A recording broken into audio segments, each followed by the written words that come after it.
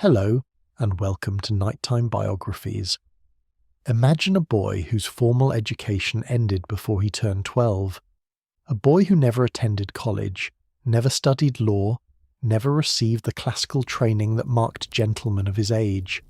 A boy whose prospects were so modest that his only career path was measuring land for wealthy planters. Now picture that same boy becoming the commander of an army, fighting the most powerful empire on earth. Picture him holding that ragged army together through winters of starvation and summers of defeat. Picture him refusing to become a king when his soldiers offered him a crown. Picture him voluntarily surrendering absolute power not once but twice, walking away from authority that other men would have killed to keep. This is the story of George Washington, a man who should have been forgotten by history, relegated to a footnote as a provincial surveyor or perhaps a minor military officer. Instead, he became what one eulogist called first in war, first in peace, and first in the hearts of his countrymen. Every dollar bill in your wallet bears his face.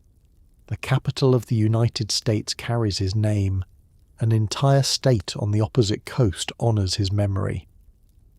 The Washington Monument stands at the heart of American power.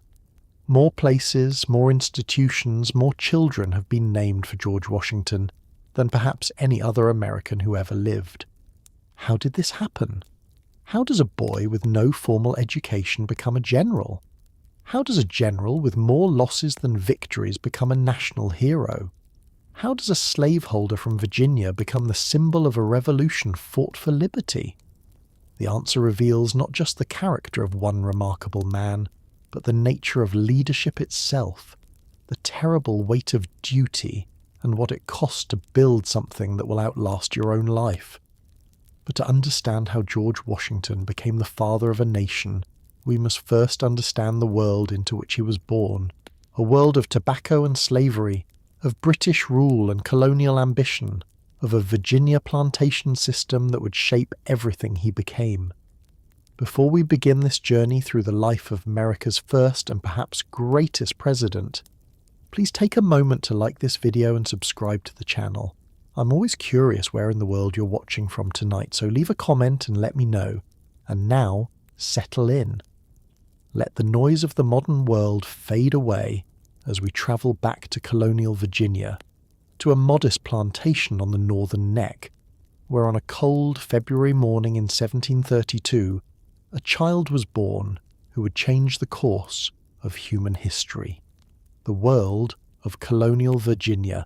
The Virginia of George Washington's birth was not yet America. It was a British colony, one of 13 clinging to the eastern seaboard of a vast continent that stretched west into unmapped wilderness. The year was 1732, and King George II sat on the British throne, ruling an empire that already spanned the globe. Virginia itself was the oldest and wealthiest of Britain's American colonies. Founded in 1607, it had spent 125 years transforming itself from a struggling outpost into a prosperous plantation society built on two crops, tobacco and human bondage. The fertile soil along the tidal rivers, the Potomac, the Rappahannock, the York and the James, produced tobacco that European markets craved. And that tobacco was cultivated, harvested and processed by enslaved Africans, whose forced labour made Virginia's gentry rich. The social structure was rigid and unforgiving. At the top stood the great planter families, the Lees, the Carters, the Fairfaxes, families who owned thousands of acres and hundreds of slaves. They built grand plantation houses, imported fine goods from London, and dominated the colonial government. Their sons were educated in England. Their daughters married into other wealthy families. They were an aristocracy in everything but name. Below them came the middling planters, men who owned perhaps a few hundred to 1,000 acres, a dozen or 2 dozen slaves, men who worked their own land alongside their bondservants, but who aspired to the wealth and status of the great families above them. Further down the hierarchy were the small farmers, who owned perhaps 50 to 100 acres, perhaps one or two slaves or none at all, men who worked with their own hands, who would never be wealthy but hoped to provide for their families and perhaps leave their children a step higher on the ladder. And at the very bottom, making up nearly half of Virginia's population, were the enslaved Africans. Men, women, and children who were property, who could be bought and sold, who had no legal rights, who lived and died at the whim of their owners. Their labour was the foundation upon which all of Virginia's prosperity rested, and that terrible truth would haunt the colony and the nation it helped create for centuries to come. Into this world, into this system of hierarchy and bondage, George Washington was born on February 22nd, 1732. By the old Julian calendar still in use at the time, the date was recorded as February 11th, 1731. But when Britain adopted the Gregorian calendar in 1752, the date shifted forward to become February 22nd, 1732, the birthday Americans would eventually celebrate. The place of his birth was Pope's Creek Plantation in Westmoreland County, Virginia, on what was called the Northern Neck, the peninsula of land between the Potomac and Rappahannock rivers. It was tobacco country, flat land dotted with plantation houses, each one the centre of a small agricultural empire worked by enslaved hands. The Washington family, George Washington's father, was Augustine Washington, a man whose position in Virginia society was respectable but not exalted. Augustine owned nearly 3,000 acres of tobacco land scattered across several plantations, including the future Mount Vernon overlooking the Potomac River. He also managed an iron furnace for an English company, dabbling in the colony's tentative industrial ventures. Augustine was doing well by Virginia standards, but he was not one of the great planters.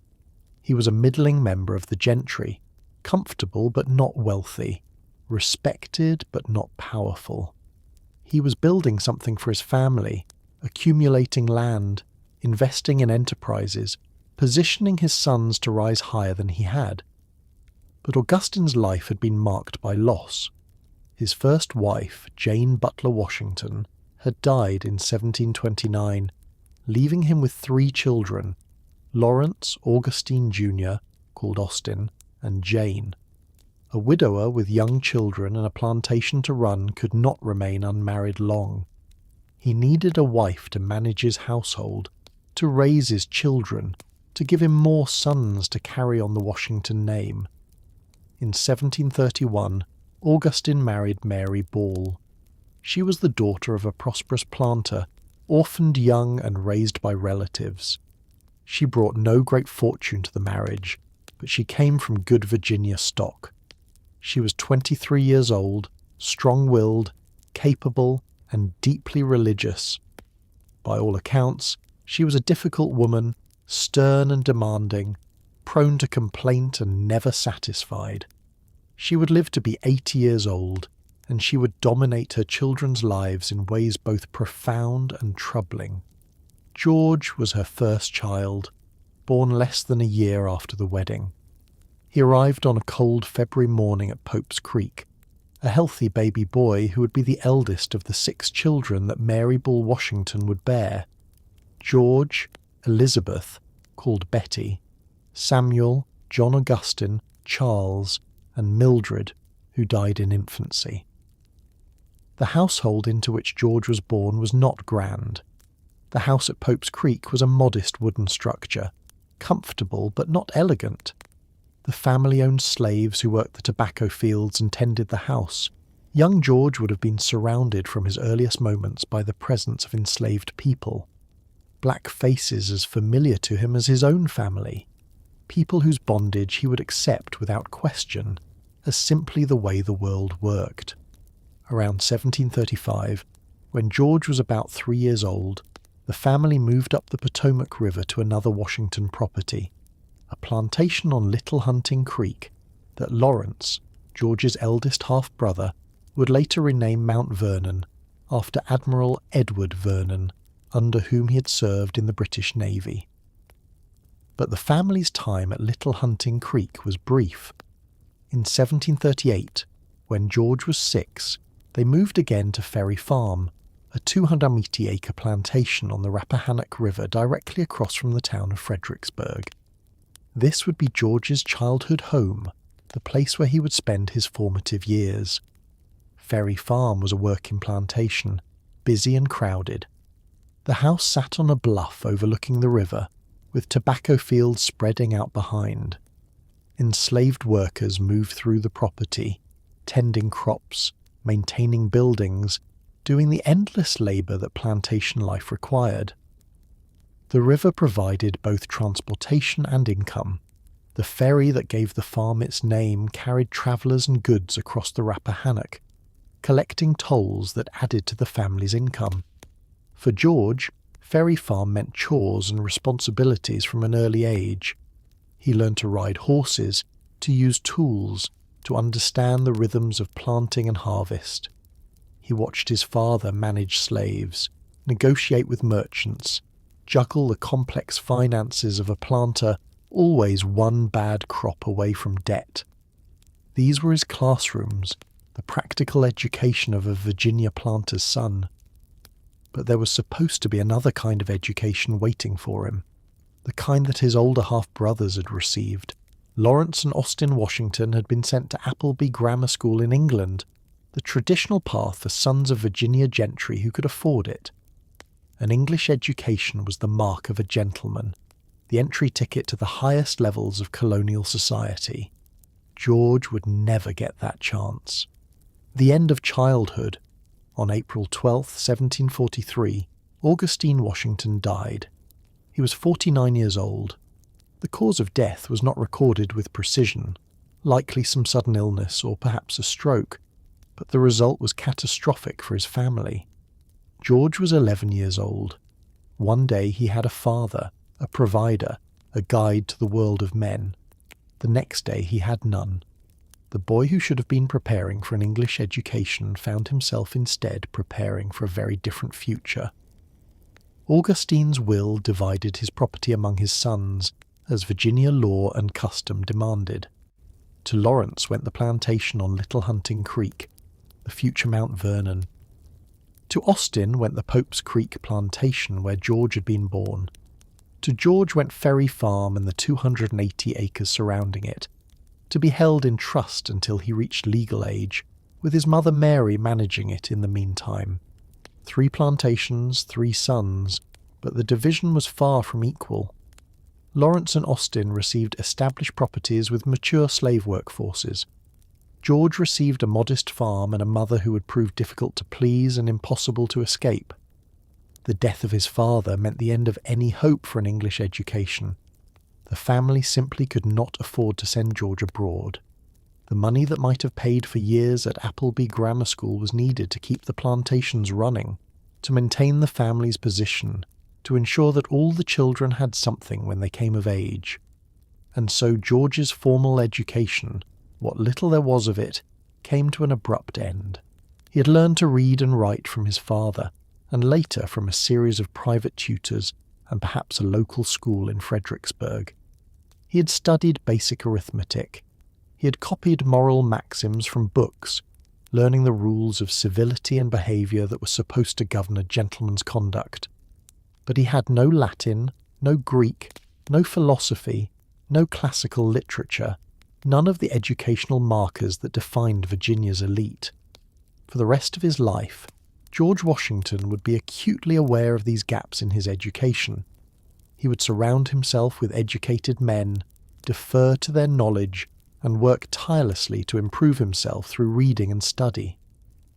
But he would never fully escape the shame of being, by the standards of his class, uneducated.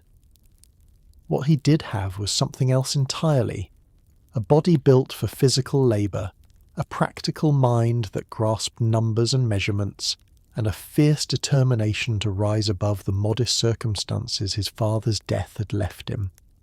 The boy was tall for his age, strong, with large hands and feet that promised he would grow into a powerful man. He loved the outdoors, the woods and rivers of Virginia.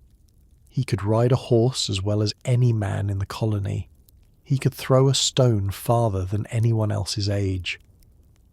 These were not trivial skills in a world where physical prowess mattered, where a man's reputation often rested as much on his strength and courage as on his learning. But physical strength alone would not restore what his father's death had taken away. George needed a path forward, a way to rise, a means to distinguish himself and reclaim the status that should have been his birthright. That path would come from an unexpected source, his eldest half-brother Lawrence, who would become the most important influence in young George's life. Lawrence and the Fairfaxes. Lawrence Washington was everything the young George aspired to be. He was educated, cultured, and connected. He had served as an officer in the British military during the War of Jenkins' Ear, fighting in the Caribbean and earning a commission that gave him the right to be called captain. He had married well, very well indeed, and that marriage would open doors for his younger half-brother that would otherwise have remained forever closed. In 1743, the same year their father died, Lawrence married Anne Fairfax. She was the daughter of William Fairfax, who was the cousin and agent of Lord Fairfax, one of the wealthiest men in Virginia and the proprietor of more than 5 million acres in the Northern Neck. Through this marriage, Lawrence Washington entered the inner circle of Virginia's most powerful family. For George, this meant access to a world he could never have entered on his own. Lawrence invited his younger brother to Mount Vernon regularly. George spent weeks and months at his half-brother's estate, away from his mother's sharp tongue and endless demands, welcomed into a house where learning and gentility were prized. At Mount Vernon, George met the Fairfaxes.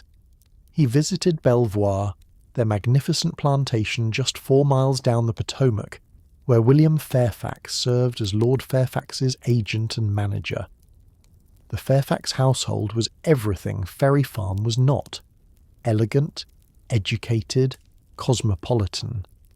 They dined on fine china with silver flatware. They spoke of European politics and classical literature. They embodied the refinement that George had been denied by his father's death, and they taught him.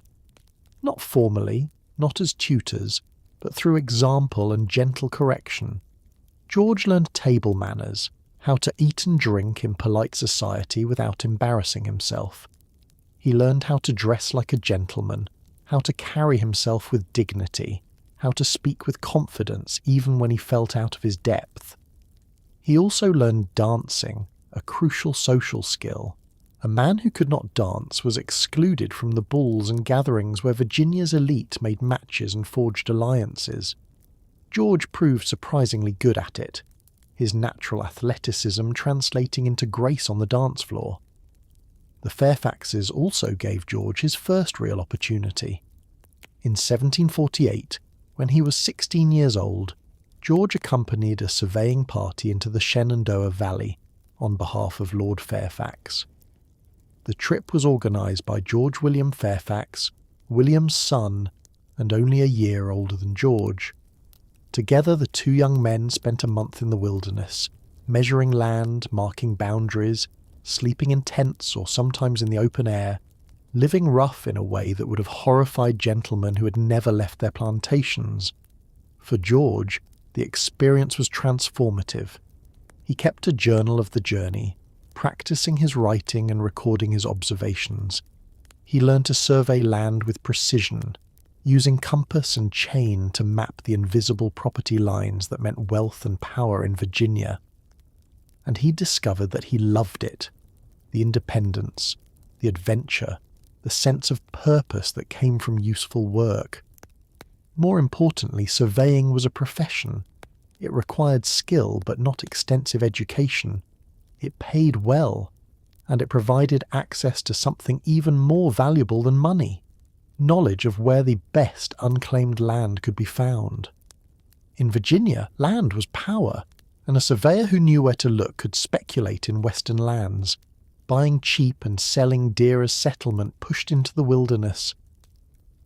By the time George returned from the Shenandoah Valley, He had found his calling. The College of William and Mary chartered county surveyors in Virginia, and through Lawrence's connections to the Fairfaxes, George secured an appointment as surveyor of Culpeper County in 1749. He was 17 years old, and he finally had a profession. For the next 3 years, George Washington worked as a surveyor. He travelled through the backcountry, often alone or with a small crew, mapping plantations, resolving boundary disputes, and accumulating both income and land. He lived rough, sleeping in barns or under the stars, eating whatever he could buy or shoot. It was hard, dangerous work that took him far from the comforts of civilization. But it toughened him, built his endurance, and gave him an intimate knowledge of Virginia's western lands. It also gave him money of his own, independent of his mother. By 1751, at age 19, George Washington owned nearly 1,500 acres of land in the Shenandoah Valley, purchased with his surveying fees. He was building wealth, slowly but surely. And then Lawrence fell ill. Lawrence's death and George's inheritance. Tuberculosis, called consumption in the 18th century, was one of the great killers of the age. It struck the young and the strong, wasting them away over months or years until they died in paroxysms of coughing, their lungs destroyed, their bodies reduced to shadows.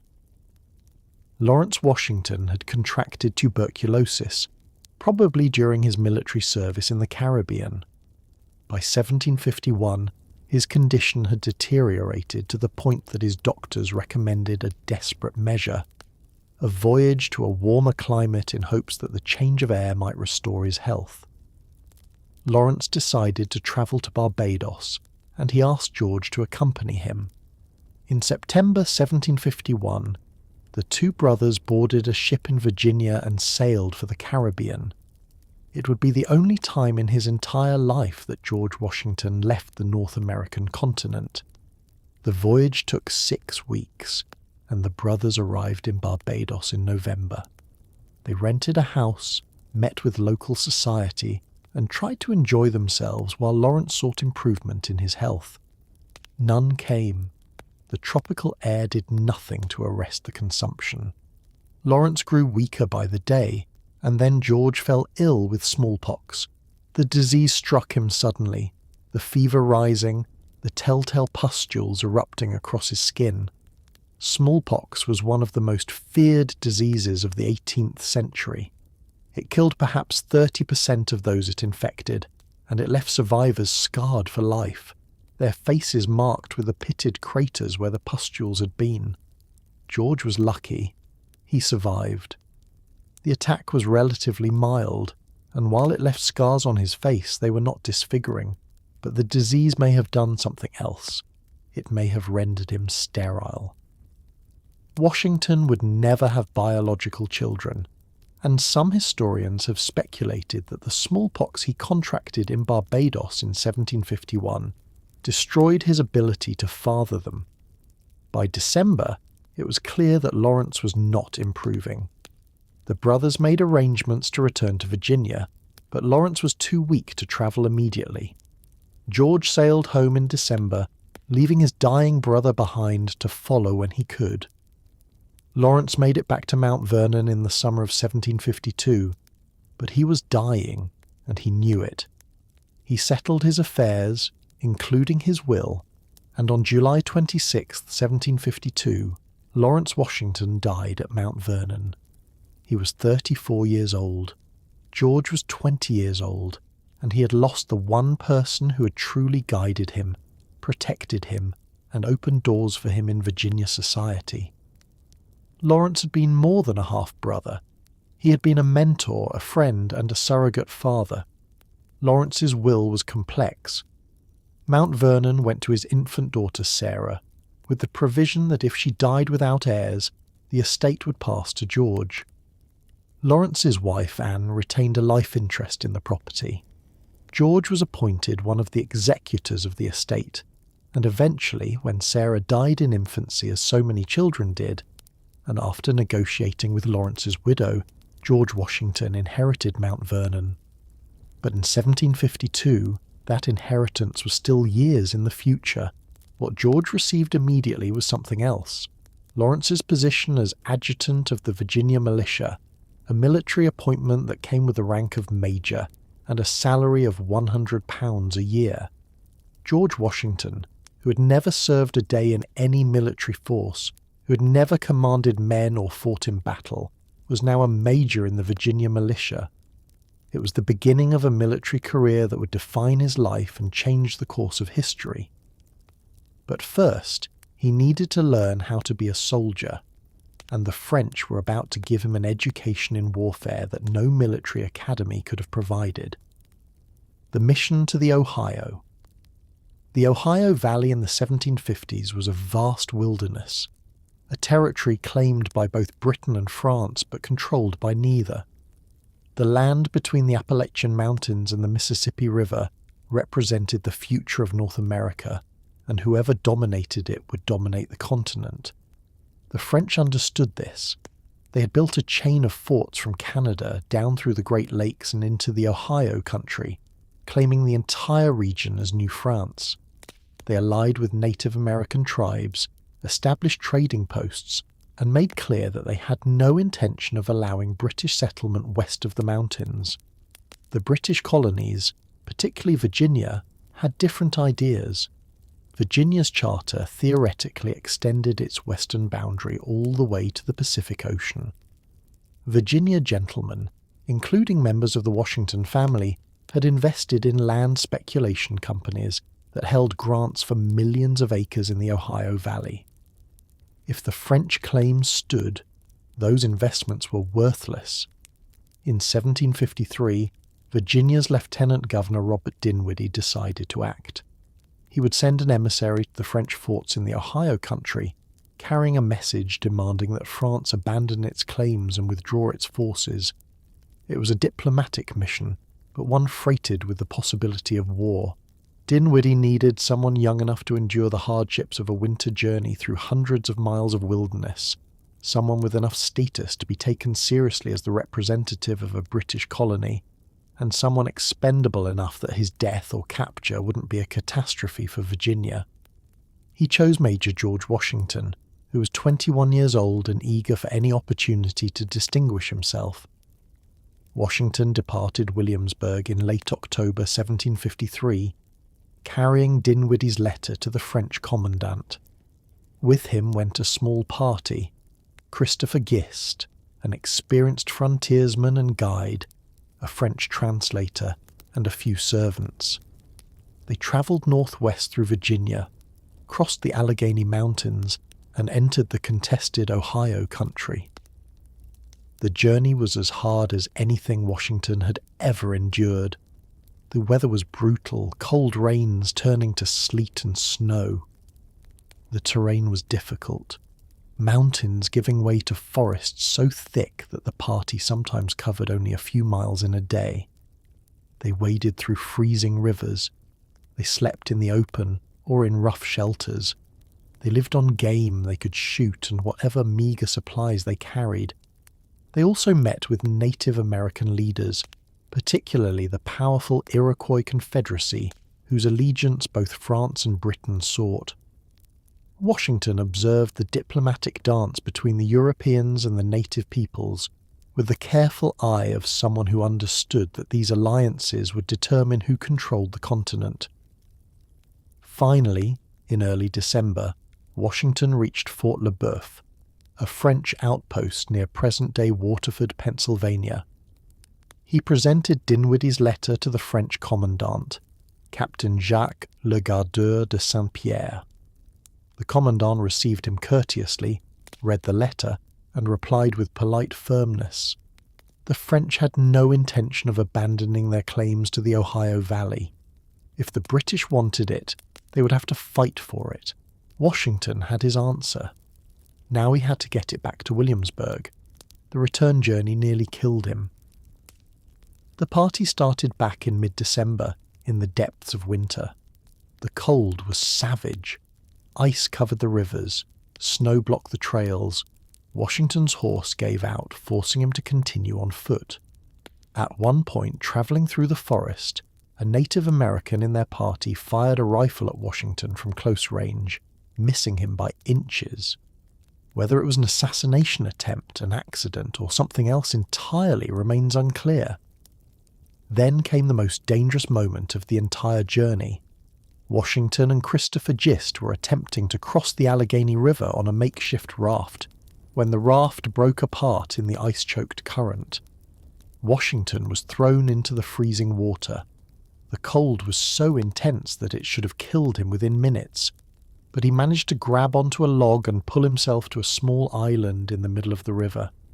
He and Gist spent the night on the island without fire, without shelter, in temperatures well below freezing. Washington's clothes froze solid on his body. By morning, miraculously, the river had frozen enough that they could walk across the ice to the far bank. They stumbled into a frontier settlement, rested briefly, and pushed on. Washington reached Williamsburg in mid-January 1754, half frozen and exhausted, but alive and carrying the French commander's defiant response. Governor Dinwiddie immediately had Washington write up a full account of his journey. It was published as the Journal of Major George Washington and distributed not just in Virginia but in London. At 22 years old, George Washington became an international figure, the colonial officer who had travelled to the French frontier and returned with news that war was coming. But reputation and reality are different things. Washington was famous now, but he had never fought a battle, never commanded troops in combat, never faced an enemy determined to kill him. All of that was about to change, and the lessons would be harsh and humiliating. The French and Indian War was about to begin, and George Washington would fire some of its first shots. Fought necessity. In the spring of 1754, Governor Dinwiddie promoted George Washington to lieutenant colonel and gave him command of a regiment of Virginia soldiers with orders to march to the Ohio country and defend British interests. Washington was 22 years old, leading men into potential combat for the first time in his life. The force Washington commanded was small, fewer than 200 men, poorly trained, badly equipped, and lacking in supplies. They were not professional soldiers, but militia, farmers and labourers who had volunteered or been pressed into service. Many had never fired a gun in anger.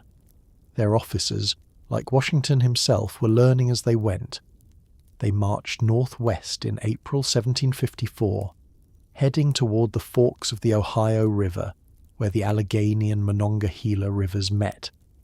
This strategic location, the future site of Pittsburgh, was the key to controlling the Ohio Valley. Dinwiddie had ordered a fort to be built there, but when Washington's force arrived in the area, they learned that the French had already seized the position, driven out the small Virginia garrison, and constructed their own Fort Duquesne. Washington had come to defend a fort that no longer existed. Uncertain what to do, he continued forward cautiously, establishing a base camp and sending out scouts to track French movements. In late May, one of his Native American allies, a Seneca chief named Tanacharison, called the Half-King by the English, brought news. A French scouting party was camped nearby. Washington made a decision that would have momentous consequences. He would attack. On the morning of May 28, 1754, Washington led a party of 40 Virginia soldiers and a dozen Native American warriors to the French camp. What happened next is disputed. The French claimed they were on a diplomatic mission and were attacked without warning. The British claimed the French opened fire first. What is certain is that in the brief chaotic skirmish that followed, 10 Frenchmen were killed, including the commander, Ensign Joseph Coulon de Villiers, Sieur de Jumonville. Tanacharison, the Half-King, reportedly killed Jumonville personally, splitting his skull with a tomahawk as the wounded Frenchman lay on the ground. It was a political statement. The Native Americans were choosing sides, and they had chosen the British, or so it seemed at the time. Washington's small victory had enormous consequences. The French called it an assassination. The British called it self-defense. But both empires now had a pretext for war.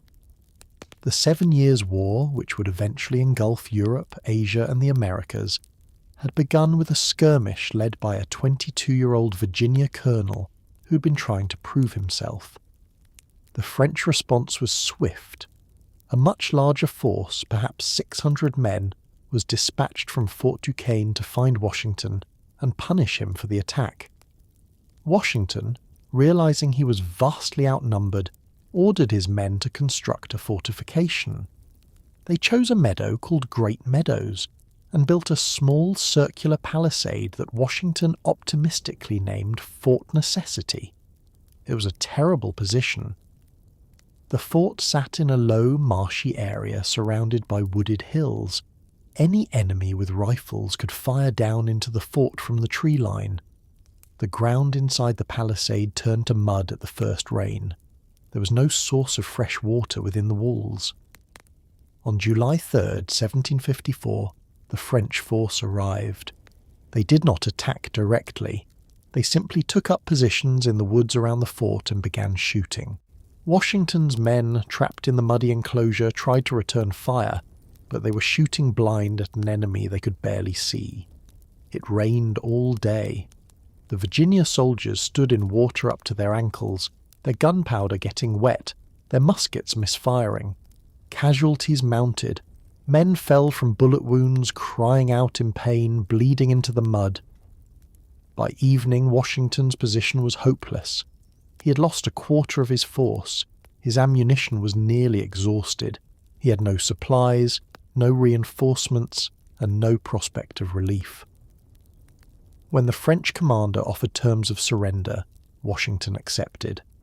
The surrender document was in French, which Washington could not read fluently. His translator, a man who had been drinking heavily to steady his nerves, provided a rough translation. Washington signed, believing he was acknowledging a military defeat. What the document actually said was that Washington admitted to the assassination of Jumonville. The French had tricked him into confessing to murder. The next morning, July 4th, 1754, George Washington marched his defeated army out of Fort Necessity and began the long, humiliating journey back to Virginia. His first military campaign had ended in complete and total failure. He resigned his commission shortly after reaching Williamsburg. At 22 years old, his military career appeared to be over before it had truly begun. He had been defeated, humiliated, tricked into signing a false confession. Every gentleman in Virginia knew what had happened. The promising young officer was now the officer who had surrendered, but the war Washington had helped start was far from over, and within a year he would be given a second chance to prove himself, riding alongside one of Britain's most respected generals into an ambush that would teach him lessons he would never forget. Braddock's defeat. In 1755, the British Empire decided to take the French and Indian War seriously. King George II dispatched 2 regiments of regular British troops to North America under the command of Major General Edward Braddock, a career officer with 45 years of military experience. Braddock's mission was clear: drive the French from the Ohio Valley, starting with the capture of Fort Duquesne. George Washington, despite his failure at Fort Necessity, was invited to join Braddock's expedition as a volunteer aide-de-camp. It was a remarkable opportunity. Washington would serve on the general's personal staff, learning from a professional soldier, observing regular British troops in action, and perhaps redeeming his tarnished reputation. Washington accepted immediately. He rode north to join Braddock's army as it assembled in Maryland. The force that marched into the wilderness in June 1755 was the most formidable military expedition ever mounted in North America. 400 British regulars and 450 colonial troops, with artillery, wagons, and all the apparatus of 18th century European warfare. They cut a road through the forest as they advanced, 12 feet wide, suitable for cannon and supply wagons. But the army moved with agonizing slowness. The heavily loaded wagons bogged down in mud. The road had to be cleared of trees and rocks. Soldiers not accustomed to wilderness conditions suffered in the heat and struggled with the terrain. What should have been a week's march turned into a month-long ordeal. Washington, assigned to help coordinate the colonial troops and scouts, watched the British regulars with a mixture of admiration and concern. They were professional in every sense, disciplined and well-trained, but they were preparing to fight a European war in the American wilderness. Their tactics assumed open battlefields, clear lines of sight, massed formations firing in volleys. Washington had seen how the French and their Native American allies actually fought, from cover, using trees and terrain, striking and disappearing. He tried to suggest that the army prepare for irregular warfare. Braddock dismissed him politely. The British Army did not take tactical advice from 23-year-old Colonial volunteers. As the army approached Fort Duquesne in early July, Washington fell ill with a violent fever, probably dysentery. He was so sick that he had to be left behind with the baggage train, lying in a wagon, too weak to ride. He begged to be allowed to rejoin the army before the attack, but his condition was too poor. On July 9th, 1755, Braddock's advance force crossed the Monongahela River about 8 miles from Fort Duquesne. The crossing went smoothly. The forest seemed quiet. The regulars marched in formation, colours flying, drums beating, confident in their training and their firepower. They walked into hell. A combined force of French soldiers and Native American warriors, perhaps 250 men total, attacked from the woods on both sides of the road. They did not form lines or charge in the open. They fired from behind trees, from cover, moving and shooting, impossible to see, impossible to target.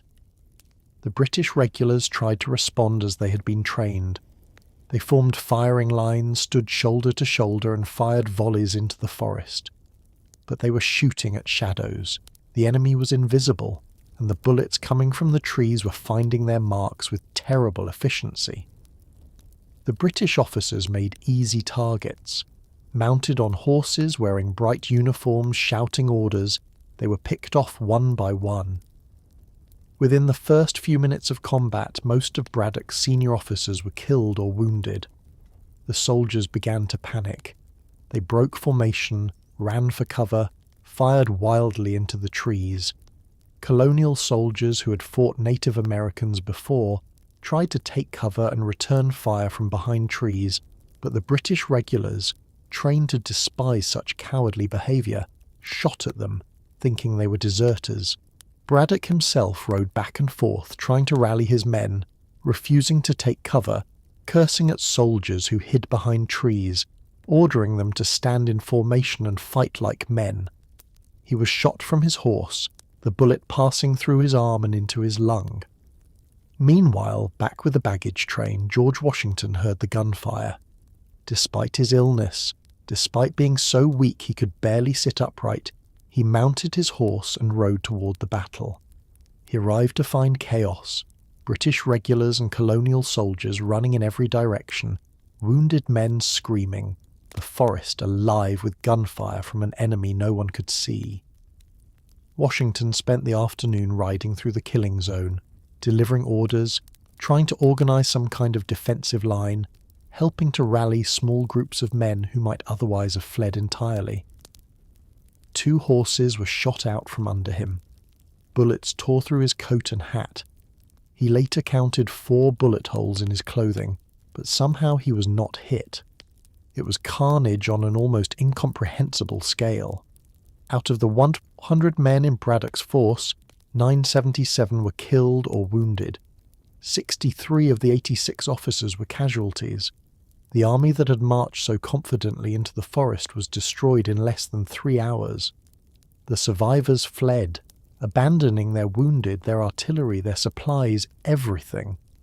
They ran in terror back toward the river crossing, and they kept running. Braddock, mortally wounded, was carried from the field. He died 4 days later, reportedly murmuring, "We shall better know how to deal with them another time." He was buried in the middle of the road his army had cut, and wagons were driven over the grave to hide its location from native warriors who would have mutilated the corpse. George Washington, still weak from illness, helped organize the retreat. He had fought for hours, rallied men, shown physical courage that impressed even the British regulars who had dismissed colonial soldiers as rabble. Word of his conduct spread quickly. He had been the only senior officer on the field who had not been killed or incapacitated. He had kept his head while all around him men had panicked. The battle had been a disaster, but Washington's personal reputation was transformed. He went from failed colonial officer to military hero in a single afternoon of blood and chaos. He returned to Virginia to find that Governor Dinwiddie had appointed him colonel and given him command of all Virginia forces. At 23 years old, George Washington was responsible for defending Virginia's frontier against French and Native American raids. It was an impossible job, but he threw himself into it with all his considerable energy. For the next 3 years, Washington commanded Virginia's frontier defences. He learned to manage men, to deal with politicians, to stretch inadequate resources as far as they could go. He fought no major battles, but he kept Virginia's borders defended through a combination of determination and sheer force of will. And then, in 1758, everything changed again. A new British general, John Forbes, mounted another expedition against Fort Duquesne, this time with better preparation and better tactics. Washington accompanied the expedition as commander of the Virginia troops. When they reached Fort Duquesne in November 1758, they found it abandoned. The French, unable to defend it against a superior force, had burned the fort and retreated. The Ohio Valley was won, not through Washington's direct action, but he had been there at the end, part of the victory. His military reputation was secure. At 26 years old, he decided it was time to retire from military service and pursue a different kind of life. He resigned his commission and returned to Mount Vernon, which he had inherited after Lawrence's daughter, and then Lawrence's widow had died. He was now a plantation owner, a Virginia gentleman with land and prospects. It was time to marry. Martha Custis. Martha Dandridge Custis was 27 years old when she met George Washington in the spring of 1758. She was one of the wealthiest women in Virginia and one of the most pursued. Her first husband, Daniel Parke Custis, had died the previous year, leaving her with 2 small children, enormous wealth, and complete control of her own fortune. Under Virginia law, a widow retained ownership of her property until she remarried. Martha owned nearly 18,000 acres of prime Virginia land, 300 enslaved people, and a fortune in cash and investments. She was not just wealthy, she was powerful.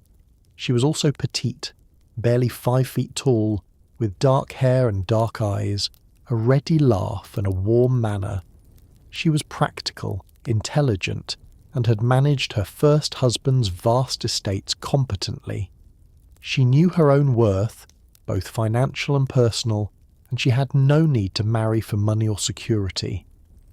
George Washington, on the other hand, needed exactly what Martha could provide: wealth, social position, and the resources to transform Mount Vernon from a modest plantation into one of the great estates of Virginia. It was in every practical sense a perfect match. But something else happened between them. Something that transcended the calculations of money and advantage. They fell in love. Or if not the romantic passion of poetry, then something deeper and more lasting. A genuine partnership, mutual respect, and a companionship that would sustain both of them through the trials that lay ahead. They married on January 6, 1759, at Martha's estate. the White House plantation on the Pamunkey River. She wore a gown of yellow silk. He wore his Virginia militia uniform. The ceremony was private, attended by family and a few close friends. Afterward, they moved to Mount Vernon with Martha's 2 children, 4-year-old John Parke Custis, called Jackie, and 2-year-old Martha Parke Custis, called Patsy. Washington would have no biological children of his own, likely because of the smallpox he had contracted years before in Barbados. But he became a devoted stepfather to Jackie and Patsy, treating them with affection and taking responsibility for their education and well-being. The marriage brought Washington wealth beyond anything he could have accumulated on his own. Martha's dower share of the Custis estate effectively tripled his land holdings. He now owned or controlled more than 11,000 acres. He had cash to invest in improving Mount Vernon, buying more land, and positioning himself among Virginia's genuine elite. And so began what Washington himself would later describe as the happiest period of his life. From 1759 to 1775, 16 years, he lived the life of a Virginia gentleman planter. He expanded Mount Vernon, adding rooms, improving the grounds, transforming it into a showplace. He experimented with different crops, trying to move away from dependence on tobacco toward more diverse agriculture. He served in the Virginia House of Burgesses, the colonial legislature, gaining experience in politics and governance. He hunted foxes with his neighbours. He attended balls and dinners. He welcomed a steady stream of visitors to Mount Vernon, feeding them, entertaining them, corresponding with them afterward. He supervised the labour of the people he enslaved, buying more, selling some, and generally treating them as the valuable property that Virginia law said they were. On the surface, it was an idyllic existence, a beautiful estate, a loving wife, stepchildren, social prominence, and increasing wealth. Washington seemed to have everything a Virginia gentleman could want, but across the Atlantic events were unfolding that would pull him away from this comfortable life and set him on a path he could never have imagined.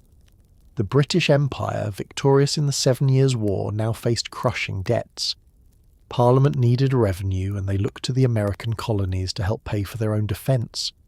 The taxes that followed, the Stamp Act, the Townshend Acts, the Tea Act, would transform George Washington from a contented planter into a revolutionary, and the revolution would transform him from a man who owned slaves and served the king into the father of a new nation, founded on principles he had never quite lived up to, but which would outlast him by centuries.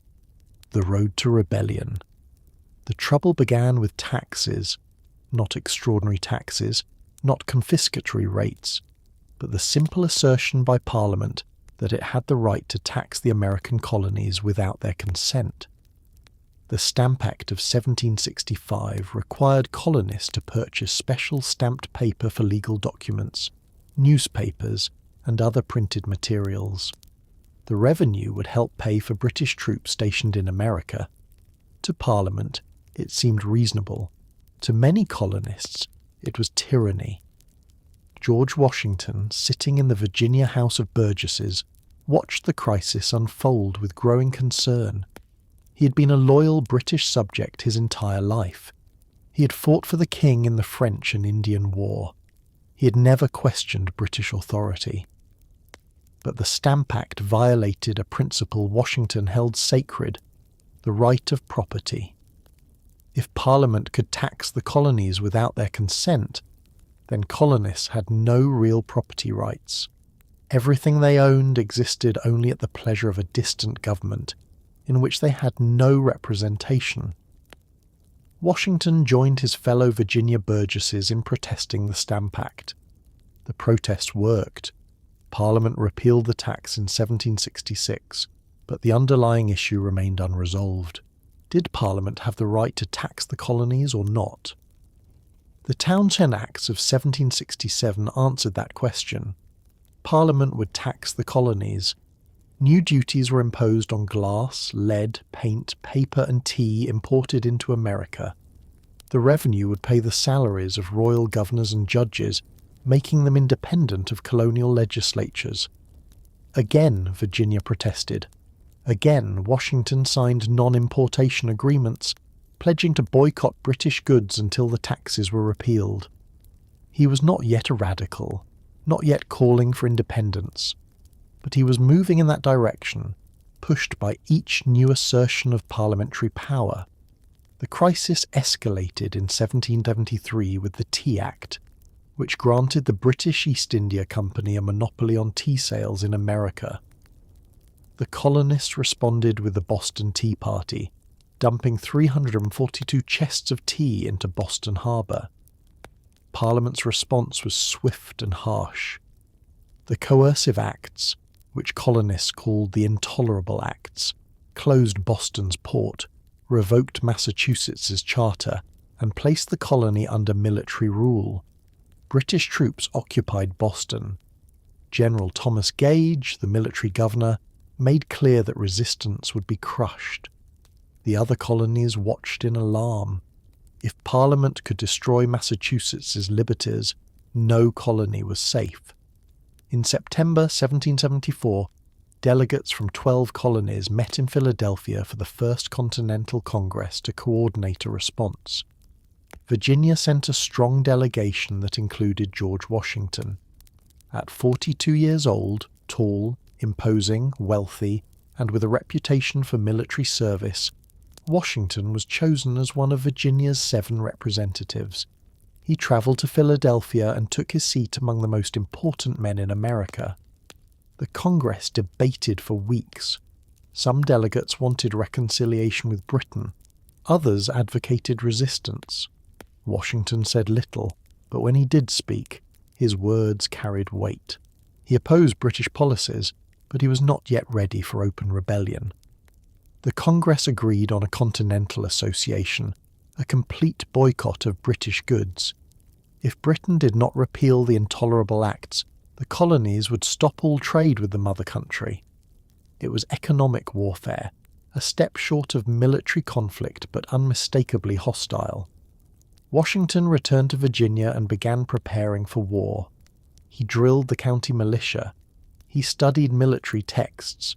He put Mount Vernon's affairs in order, as if anticipating a long absence. Martha watched her husband prepare and understood what was coming. In April 1775, the waiting ended. British troops marched from Boston to seize colonial military supplies at Concord, Massachusetts. On Lexington Green, they encountered armed militia. Someone fired a shot. The British volley killed 8 colonists. The war had begun. News of Lexington and Concord reached Virginia in late April. The Second Continental Congress was scheduled to meet in May in Philadelphia, and this time they would not be debating trade policy. They would be organizing a war.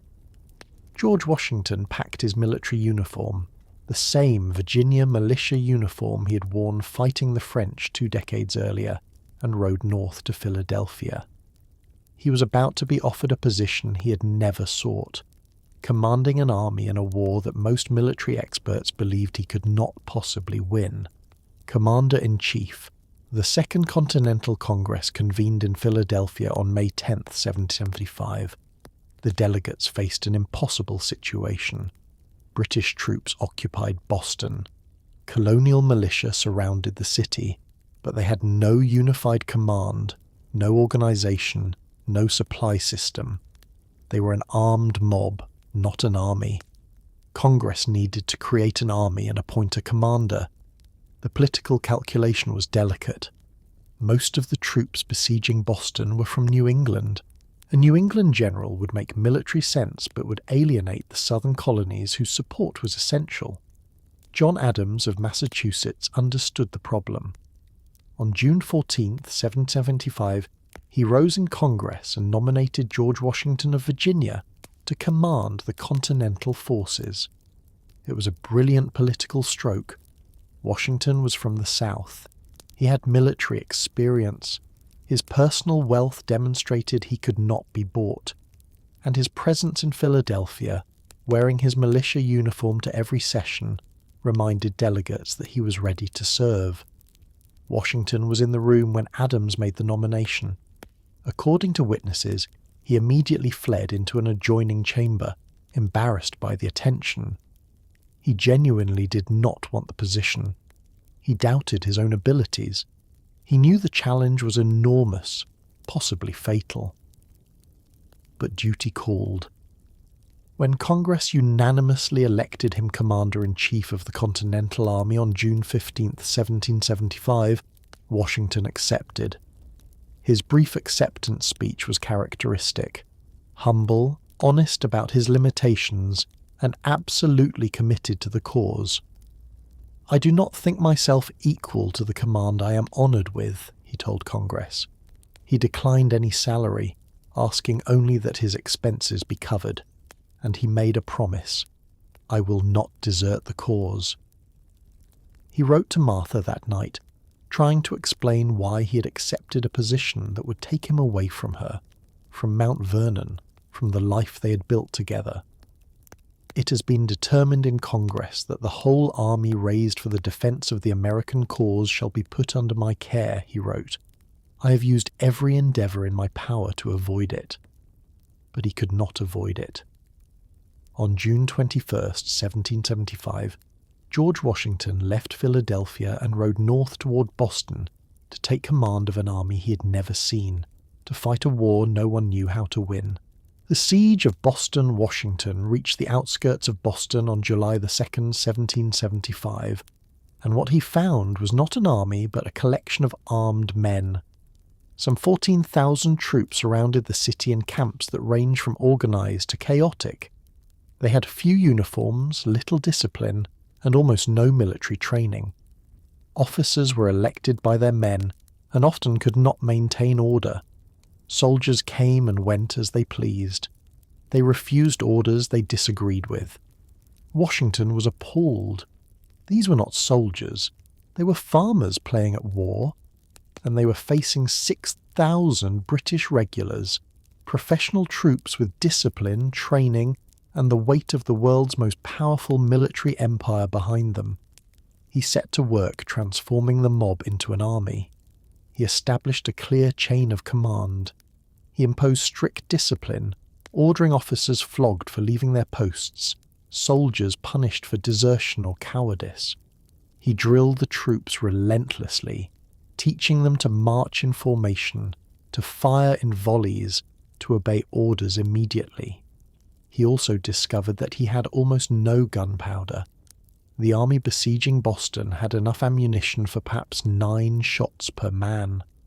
If the British attacked in force, the Continental Army would be destroyed in an afternoon.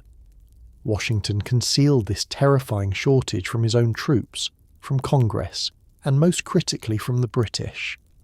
He maintained an aggressive posture, building fortifications, positioning artillery, acting as if he could fight at any moment. It was an enormous bluff, and somehow it worked.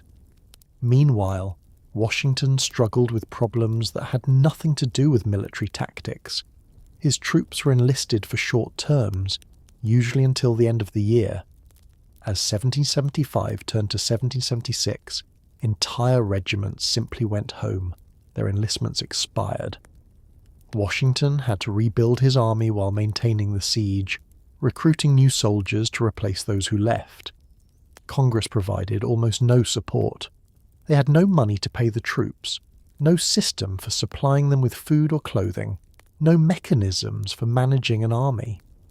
Washington spent his own money to keep his staff fed. He begged, borrowed, and improvised to keep his forces in the field. The breakthrough came in early 1776 when Colonel Henry Knox arrived with artillery captured from Fort Ticonderoga in New York. Knox had dragged cannons weighing thousands of pounds over 300 miles of winter wilderness, an almost impossible feat of logistics. Washington now had heavy guns. On the night of March 4, 1776, Washington ordered those guns placed on Dorchester Heights, the high ground overlooking Boston from the south. It was a massive operation, moving artillery up the slopes in darkness, positioning them before dawn. When the British awoke on March 5th and saw cannons aimed down at their ships and fortifications, they understood their position was untenable. Washington could shell the city into rubble. British General William Howe made a quick decision: evacuate. On March 17, 1776, British forces and more than 1,000 Loyalist colonists boarded ships and sailed away, abandoning Boston to the Continental Army. Washington had won his first great victory without firing a shot, but the British were not giving up. They were simply moving. Their next target was obvious: New York City, the strategic heart of the colonies, the port that controlled access to the Hudson River and the interior. If the British held New York, they could cut the colonies in half. Washington marched his army south, knowing that the next battle would not be won so easily. And he was right. The campaign for New York would be a disaster that would nearly destroy both the Continental Army and George Washington's reputation as a commander. Disaster. In New York, in July 1776, as the Continental Congress declared independence in Philadelphia, George Washington watched the largest military force ever assembled in North America sail into New York Harbor. General William Howe had returned with an army of 32,000 British and Hessian troops, supported by a fleet of more than 400 ships. It was an overwhelming display of imperial power, and it was aimed at a single objective: crush the rebellion by seizing New York and destroying Washington's army. Washington had about 19,000 men, mostly untrained, poorly equipped, and increasingly demoralized. He tried to defend Manhattan, Long Island, and the surrounding areas simultaneously, a strategic impossibility that split his forces and left them vulnerable. On August 27, 1776, Howe attacked the American positions on Long Island. It was a masterpiece of British tactics. While American forces expected a frontal assault, Howe sent the bulk of his army on a long night march through unguarded territory, outflanking Washington's entire defensive line. When the British attack came at dawn, it came from behind. American troops found themselves surrounded, caught between Howe's main force and the East River. It should have been the end of the Revolution, but Washington managed to organize a desperate nighttime evacuation, ferrying 9,000 troops across the East River to Manhattan in small boats, while a fog concealed their movement from British warships. It was a brilliant tactical retreat, but it was still a retreat. The Battle of Long Island was a crushing American defeat. Washington tried to defend Manhattan, but the British landed troops north of his positions, threatening to cut off his retreat. He abandoned the city in mid-September, pulling back to Harlem Heights, then to White Plains, each move a reluctant acknowledgement that he could not hold ground against Howe's superior force. The disasters mounted. Fort Washington, the last American stronghold on Manhattan, fell in November with nearly 3,000 prisoners taken. Fort Lee, across the Hudson River in New Jersey, was abandoned in such haste that tents, supplies, and artillery were left behind. By early December 1776, Washington's army was in full retreat across New Jersey, fleeing toward the Delaware River with British forces in pursuit. His army was disintegrating. Men deserted by the hundreds. Enlistments were expiring. The weather was brutal, and many soldiers lacked shoes, leaving bloody footprints in the snow. Thomas Paine, travelling with the army, wrote by campfire light, "These are the times that try men's souls. The summer soldier and the sunshine patriot will, in this crisis, shrink from the service of their country, but he that stands by it now deserves the love and thanks of man and woman." Washington crossed the Delaware River into Pennsylvania on December 7th with fewer than 3,000 effective troops. The British occupied all of New Jersey. Philadelphia, the rebel capital, was within easy reach. The Continental Congress fled to Baltimore. The revolution seemed finished. But George Washington, facing the darkest moment of his life, made a decision that would transform defeat into legend. The crossing Christmas 1766 was bitterly cold. Ice choked the Delaware River. Snow fell steadily. The Hessian garrison at Trenton, New Jersey settled in for the holiday, confident that no one would be crazy enough to attack in such weather. They were wrong. Washington had been planning the operation for weeks, gathering every boat he could find along a 70-mile stretch of the Delaware, positioning his scattered forces for a coordinated assault. The plan was audacious to the point of madness. Cross the ice-filled river at night, march 9 miles to Trenton, and attack at dawn. 3 separate crossing points were chosen. Washington would lead the main force of 2,400 men across at McConkey's Ferry. 2 smaller forces would cross downstream to cut off Hessian retreat routes. The operation began at dusk on Christmas Day. Soldiers loaded into Durham boats, large cargo vessels that could carry dozens of men and artillery. The river crossing that Washington had hoped would take 4 hours took 9. Ice battered the boats. Men struggled to maintain their footing on ice-slick decks. 2 soldiers froze to death during the crossing. The other 2 forces never made it across. The ice was too thick, the conditions too brutal. Washington's column was alone. When the last troops reached the New Jersey shore, it was nearly 4 a.m. They were hours behind schedule. Dawn would come before they reached Trenton. Washington could have called off the attack. Instead, he ordered the march to continue. The column moved through the pre-dawn darkness in 2 divisions. Snow turned to sleet. The storm grew worse, but it provided cover, muffling sound, reducing visibility. The Hessians, warm in their quarters, heard nothing.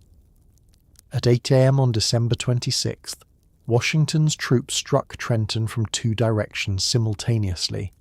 The surprise was complete. Hessian soldiers stumbled from their barracks into a storm of musket fire and artillery. They tried to form defensive lines, but the Americans were already in the streets, fighting house to house. The Hessian commander, Colonel Johann Rau, was mortally wounded trying to rally his men. Within 90 minutes the battle was over. Nearly 900 Hessian soldiers surrendered. American casualties were minimal. 4 wounded, none killed in combat, though several men died from exposure during the march. Washington had achieved what military experts would have said was impossible. With an exhausted, half-frozen army, he had crossed an ice-choked river in a blizzard and won a complete victory against professional troops. But he wasn't finished. A week later, on January 2nd, 1777, with British forces converging on his position at Trenton, Washington pulled off another masterpiece of deception. He left his campfires burning, slipped away in darkness, and attacked the British rear guard at Princeton the next morning, winning another victory before disappearing into the New Jersey highlands. Trenton and Princeton changed everything. They proved the Continental Army could win battles. They restored American morale at the moment it was lowest. They demonstrated that Washington was not just a competent administrator, but a daring tactical commander willing to take enormous risks. Most importantly, they kept the revolution alive. Without Trenton, the war would likely have collapsed in the winter of 1776 to 1777. With it, the cause survived to fight another year. But the war was far from over. 6 more brutal years lay ahead, years of privation, defeat, and suffering that would test Washington's endurance and his army's loyalty to the breaking point. Valley Forge. The winter of 1777-1778 at Valley Forge has become mythic in American memory, and the myths are not far from the truth. Washington's army, about 12,000 men, went into winter quarters in December 1777 on a plateau near Philadelphia. They would stay there until June, and the suffering would be almost beyond description. The soldiers arrived exhausted from a campaign that had included defeats at Brandywine and Germantown. Philadelphia had fallen to the British. The Continental Congress had fled again. The army had neither adequate food nor shelter. The men built log huts, 12 feet by 14 feet, housing 12 soldiers each. The construction took weeks, during which soldiers slept in tents in sub-zero weather. Once completed, the huts were cramped, smoky from cooking fires, infested with lice, and barely warmer than the outside air. Food was scarce to the point of starvation. The army supply system had collapsed. Local farmers preferred to sell their produce to the British in Philadelphia, who paid in gold rather than to the Continental Army, whose paper currency was nearly worthless. Days would pass when soldiers had nothing to eat but fire cake, a mixture of flour and water baked over open flames.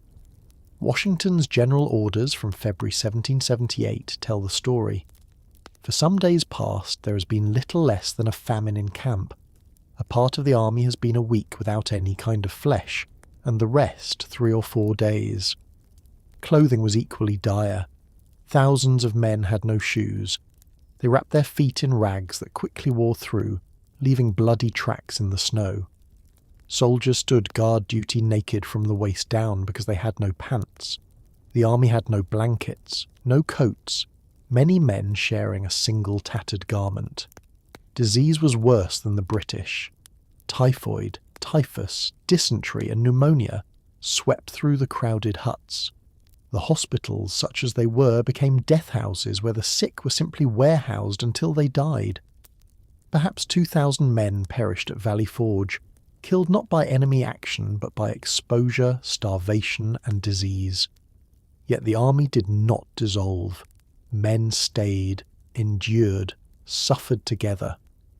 Washington shared their privations, refusing comfortable quarters, eating the same meagre rations, making himself visible every day, riding through the camp, checking on his soldiers, demonstrating that he would not abandon them. He also fought a different war, a political battle with Congress and with his critics in the army. Some officers, frustrated by defeats and privations, whispered that Washington should be replaced. General Horatio Gates, who had won the victory at Saratoga, was suggested as a better alternative. The so-called Conway Cabal, a loose conspiracy of officers and congressmen, worked to undermine Washington's authority. Washington confronted the conspiracy directly, defended his decisions, and ultimately outlasted his critics. By spring 1778, Gates's reputation had collapsed. The conspirators had scattered, and Washington's position as commander-in-chief was more secure than ever. Meanwhile, something remarkable was happening at Valley Forge. Baron Friedrich Wilhelm von Steuben, a Prussian military officer who volunteered his services to the Continental Army, was transforming Washington's troops into professional soldiers. Von Steuben spoke almost no English, but through translators and personal demonstration, he drilled the army in European military tactics. He taught them to march in formation, to maneuver as units, to load and fire muskets with precision. He standardized drill procedures across the entire army. He turned farmers and shopkeepers into soldiers who could stand against British regulars. When the army marched out of Valley Forge in June 1778, they were no longer the desperate, half-trained force that had arrived 6 months earlier. They were a disciplined military force, hardened by suffering, trained by von Steuben, and devoted to the general who had refused to abandon them. The Battle of Monmouth in late June 1778 proved the transformation. The Continental Army fought the British to a standstill in brutal heat, nearly winning a major engagement before the British withdrew under cover of darkness. It was not a complete victory, but it demonstrated that the Americans could now fight toe-to-toe with the best troops the British Empire could field. The war would continue for 3 more years, but after Valley Forge and Monmouth, there was a new reality. The Continental Army was a permanent force, capable of sustained operations, and George Washington was firmly established as its indispensable leader. The Long War from 1778 to 1781, the Revolutionary War, became a grinding stalemate. The British held New York and other coastal cities. Washington's army lacked the strength to dislodge them. The British could not destroy Washington's army, which retreated whenever threatened and avoided decisive battle when the odds were against them. Washington's strategy was survival. Keep the army in being. Avoid catastrophic defeat.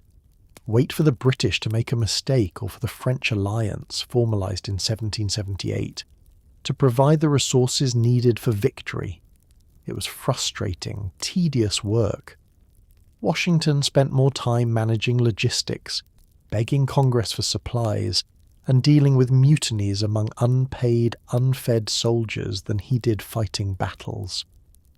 Years passed in camps around New York, watching the British, skirmishing occasionally, but mostly just enduring. The darkest moment came in 1780 when Benedict Arnold, one of Washington's most talented generals, betrayed the cause and defected to the British. Arnold had been plotting to surrender West Point, the crucial American fortress on the Hudson River, in exchange for British gold. The plot was discovered just in time, but Arnold escaped to British lines. The betrayal was personal for Washington. He had trusted Arnold, defended him, promoted him. To discover that one of his closest military associates was a traitor shook him to his core. He never spoke Arnold's name again. But even as Arnold fled, events were moving toward a conclusion that would vindicate Washington's long strategy of patient endurance. In 1781, a French fleet under Admiral de Grasse sailed for the Chesapeake Bay. A French army under General Rochambeau marched south from Rhode Island to join Washington. And British General Charles Cornwallis, after campaigning through the Carolinas, moved his army to Yorktown, Virginia, a small tobacco port on the York River, where he waited for the British Navy to evacuate or reinforce him. Washington saw his opportunity. If the French Navy could control the Chesapeake Bay, if the American and French armies could move quickly enough, Cornwallis could be trapped. It was the decisive battle Washington had been waiting for. 8 years of war finally coming to a point. Yorktown. In late August 1781, Washington made the largest and riskiest movement of the entire war. He marched his army south from New York, a distance of nearly 450 miles, racing to reach Virginia before the British realized his intentions, or before the French fleet departed. It was a remarkable feat of logistics. More than 7,000 troops moved through New Jersey, Pennsylvania, Delaware, and Maryland in less than a month. Washington coordinated with the French forces under Rochambeau, timed his movements to coincide with Admiral de Grasse's naval operations, and managed to keep British General Clinton in New York confused about American intentions until it was too late. Washington reached Williamsburg, Virginia, on September 14, 1781. From there, it was a short march to Yorktown, where Cornwallis waited with about 8,000 British troops. The siege began in late September. Washington's combined American and French force of more than 17,000 men surrounded Yorktown by land. The French fleet blocked escape by sea. Cornwallis was trapped. The siege followed the formal patterns of 18th century warfare. Engineers dug approach trenches, moving closer to the British fortifications. Artillery was brought forward, heavy siege guns that pounded the British positions day and night. Slowly, methodically, the noose tightened. On October 14th, American and French forces assaulted 2 key British redoubts in a night attack. Washington personally gave the order to begin the assault. Alexander Hamilton, serving as Washington's aide-de-camp, led one of the attacking columns and captured his objective in minutes. The French captured theirs with equal speed. The British position was now hopeless. Cornwallis tried to evacuate his troops across the York River on the night of October 16th, but a storm scattered the boats. On the morning of October 17th, a British drummer appeared on the ramparts, beating the signal for parley. The negotiations took 2 days. On October 19th, 1781, the British army marched out of Yorktown with flags furled, having been denied the honour of marching with colours flying. They surrendered their weapons in a formal ceremony, while a British band played The World Turned Upside Down. George Washington stood with Rochambeau and other officers, watching the British capitulation. He had waited 8 years for this moment, 8 years of defeat and privation, of soldiers dying of starvation and disease, of begging Congress for support that never came, of enduring criticism and conspiracy. 8 years, and he had never quit. He had never given up. He had believed, against all evidence and reason, that victory was possible if he could just hold on long enough, and he had been right. The war would officially continue for 2 more years until the Treaty of Paris was signed in 1783. But Yorktown was the end of serious fighting. Britain had lost the will to continue the war. American independence was won.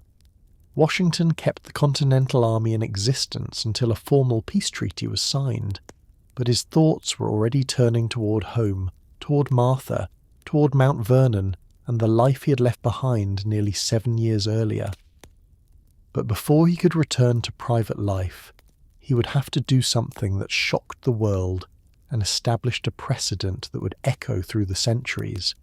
He would have to give up power. The surrender of power. In the spring of 1783, the Continental Army gathered at Newburgh, New York, waiting for news of a final peace treaty and wondering what would happen next. The soldiers had not been paid in months, in some cases years. Congress had promised them pensions that now seemed unlikely to materialize. They were angry, desperate, and armed. A group of officers began circulating anonymous letters calling for the army to march on Congress and take by force what had been promised to them. It was mutiny in everything but name, a military coup against the civilian government that the army had fought 8 years to establish. Washington called a meeting of his officers on March 15, 1783. He entered the hall to find his subordinates tense, angry, some already committed to the idea of using military force to secure their rights. Washington had prepared a speech urging them to remain loyal to Congress, to trust that their grievances would be addressed through proper channels. He read his speech, but the officers remained unmoved. Washington could see that his words were not reaching them, that anger and desperation had closed their minds to appeals to duty and honour. Then he did something unexpected. He pulled from his pocket a letter from a congressman discussing the army's financial situation. He began to read it, then stopped, fumbling in his coat for something. He produced a pair of reading glasses that few of his officers had ever seen him wear. "Gentlemen," Washington said, "you will permit me to put on my spectacles, for I have not only grown grey but almost blind in the service of my country." The officers, hardened by years of war, many of whom had watched friends die, began to weep. In that simple gesture, Washington reminded them of what they had sacrificed together, of the years they had endured, of the cause they had fought for. The mood in the hall shifted. The conspiracy collapsed. The army remained loyal. It was one of Washington's finest moments. Not a military victory, but a moral one. He had prevented a military takeover of the government through nothing more than personal authority and a simple acknowledgement of shared sacrifice. But the greater test was still to come. The Treaty of Paris was signed in September 1783, formally ending the war. The question now was what George Washington would do with the power he held. He commanded an army that was devoted to him personally. He was the most famous man in America, perhaps in the world. His officers had already offered to make him king. He could have seized power, established a military dictatorship, made himself the ruler of the new nation. Every precedent of history suggested that victorious generals became tyrants. Washington had read his Plutarch. He knew how these stories ended. Instead, on December 4th, 1783, Washington met with his officers for the last time at Fraunces Tavern in New York.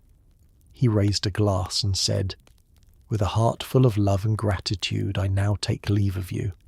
I most devoutly wish that your latter days may be as prosperous and happy as your former ones have been glorious and honourable." Then he went around the room and embraced each officer individually, many of them weeping openly. When he was done, Washington walked out of the tavern, boarded a boat, and began his journey home. But he had one more stop to make. On December 23rd, 1783, George Washington appeared before the Continental Congress, meeting in Annapolis, Maryland. The chamber was packed. Everyone knew what was about to happen, yet no one quite believed it. Washington rose and addressed the Congress. His hands were shaking so badly that the paper he held rattled audibly. "The great events on which my resignation depended having at length taken place," he said, "I have now the honour of offering my sincere congratulations to Congress and of presenting myself before them to surrender into their hands the trust committed to me and to claim the indulgence of retiring from the service of my country." He pulled his military commission from his pocket and placed it on the table before the President of Congress. He was resigning. He was giving up command of the army. He was returning power to the civilian government. The spectacle astonished the world. King George III, when told that Washington intended to resign his commission and return to his farm, reportedly said, "If he does that, he will be the greatest man in the world." Washington did exactly that. On Christmas Eve 1783 he arrived at Mount Vernon, where Martha was waiting. He had left 8 years earlier as a Virginia planter reluctantly accepting military command.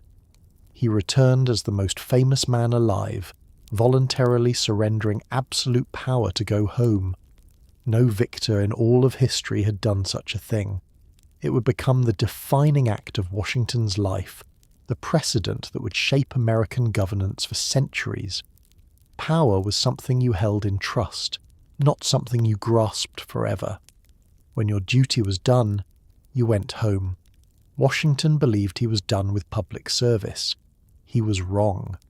The Constitutional Convention, for 4 years from 1783 to 1787, George Washington lived the life he had always wanted.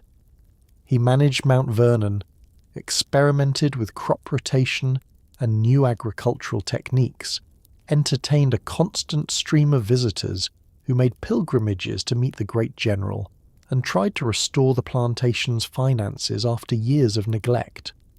But he could not escape the crisis facing the new nation. The Articles of Confederation, the document that governed the United States, was failing. Congress had no power to raise taxes, no authority to regulate trade between states, no ability to enforce its own decisions. The individual states acted like independent countries, often at odds with each other. Economic chaos and political instability threatened to undo everything the Revolution had achieved.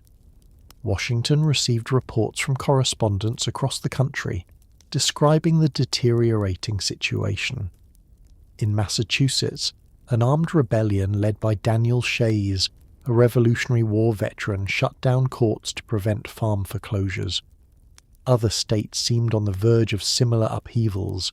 The Union was coming apart. In 1787, a convention was called in Philadelphia to revise the Articles of Confederation. Virginia appointed Washington as one of its delegates. He was reluctant to attend. He had promised himself and Martha that he was retired from public life. He was 55 years old, suffering from rheumatism and increasingly deaf in one ear. He wanted to be left alone. But James Madison convinced him that his presence was essential. The convention would have no credibility without Washington. The states would not ratify any document that Washington had not endorsed. Like it or not, his name still carried enormous weight.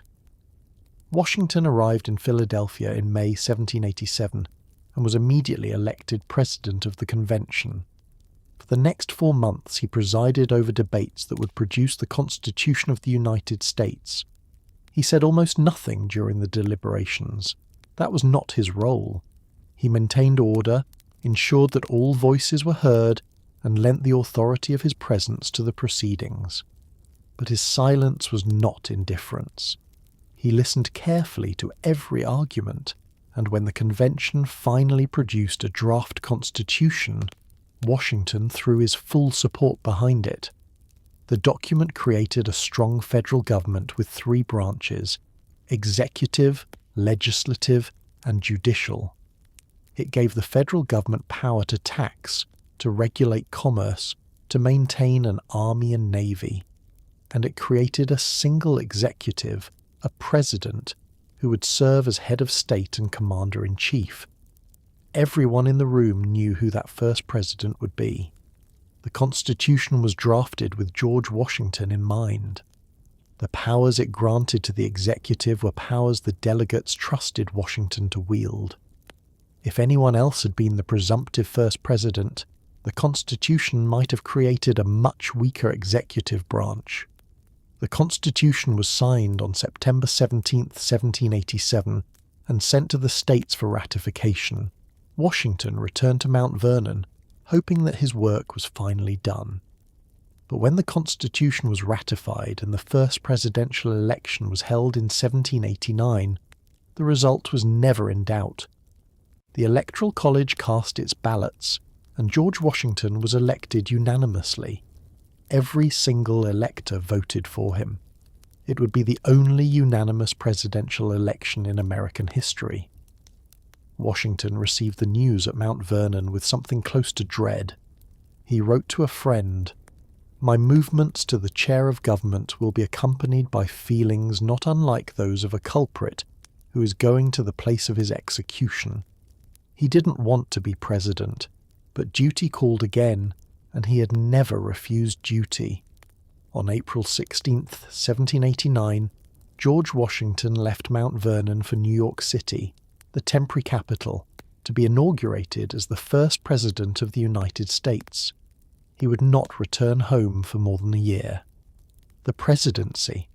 On April 30, 1789, George Washington stood on the balcony of Federal Hall in New York City and took the oath of office as the first president of the United States.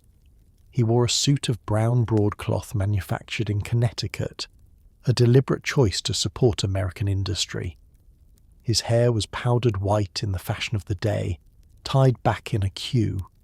The oath was administered by Robert Livingston, Chancellor of New York. Washington placed his hand on a Bible and repeated the words, "I do solemnly swear that I will faithfully execute the office of President of the United States, and will to the best of my ability preserve, protect, and defend the Constitution of the United States." Then, unrehearsed and unscripted, he added 4 words, "So help me God." He bent and kissed the Bible. The crowd that had gathered in the streets erupted in cheers. Church bells rang across the city. America had a president. Washington understood that everything he did would set a precedent. There was no handbook for being president, no traditions to follow, no established protocols. Every decision would establish a pattern that future presidents might feel bound to follow. He approached the task with characteristic caution.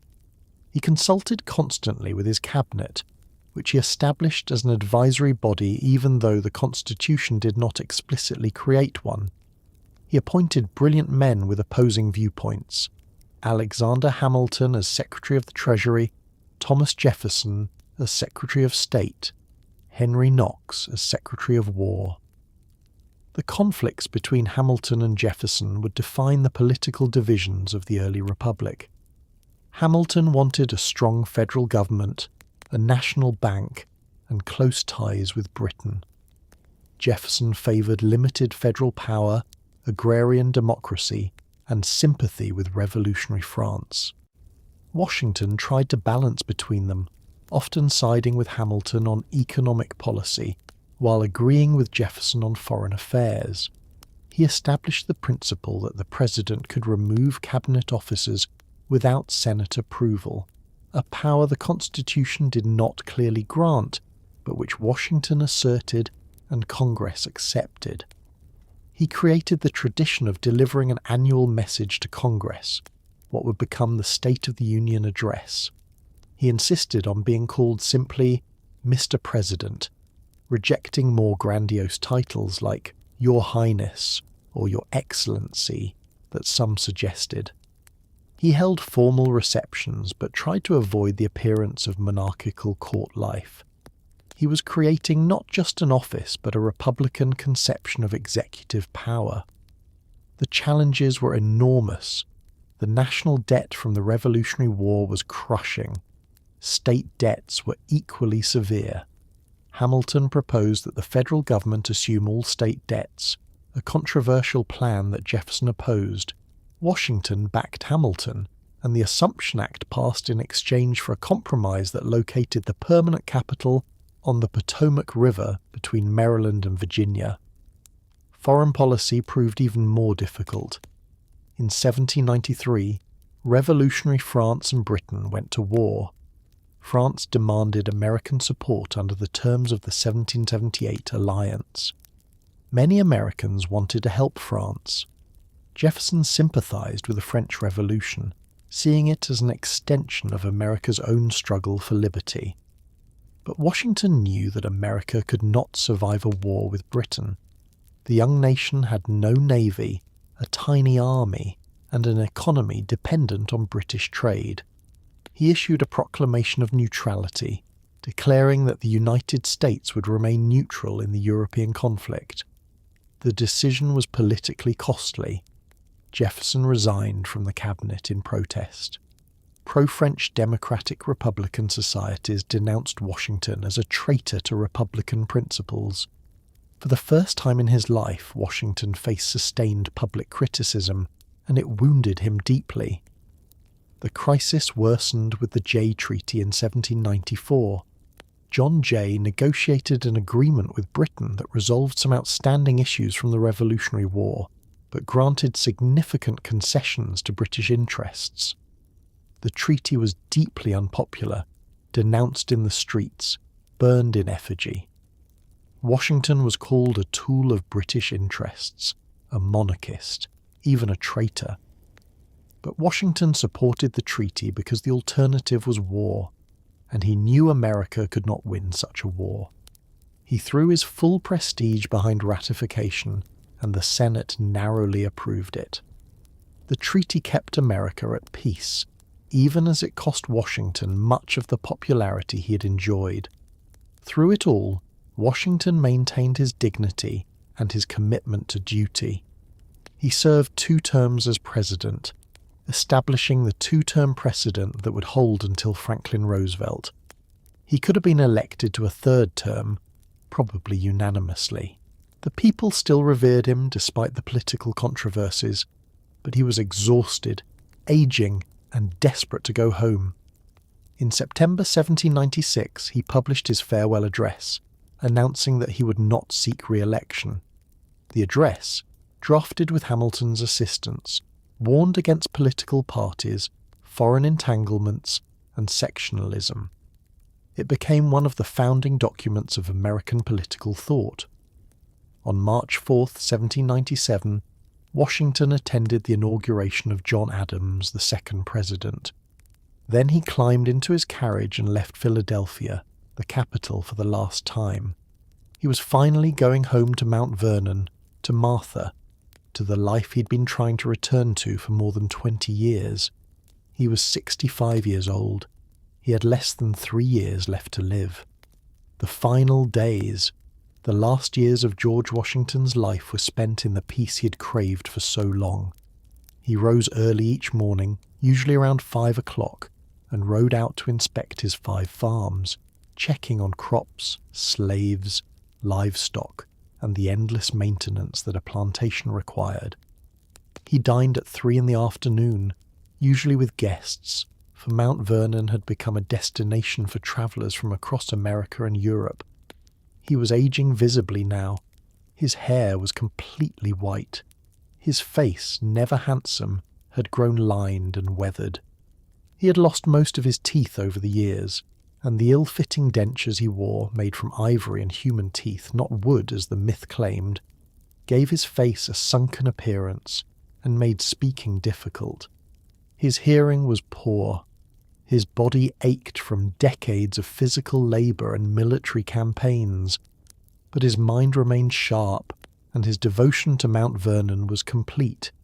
He experimented with crop rotation, trying to restore soil exhausted by decades of tobacco cultivation.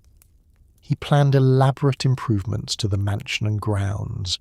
He managed the labour of more than 300 enslaved people across his farms, buying, selling and allocating their work with the same attention to detail he had brought to military logistics. The question of slavery weighed on him more heavily in these final years. He had owned slaves his entire adult life. His wealth was built on their forced labour. Mount Vernon operated because enslaved men, women and children worked from dawn to dusk without compensation. But something had changed in Washington during the Revolution. He had commanded black soldiers who fought for American freedom. He had absorbed Enlightenment ideas about human rights and natural equality.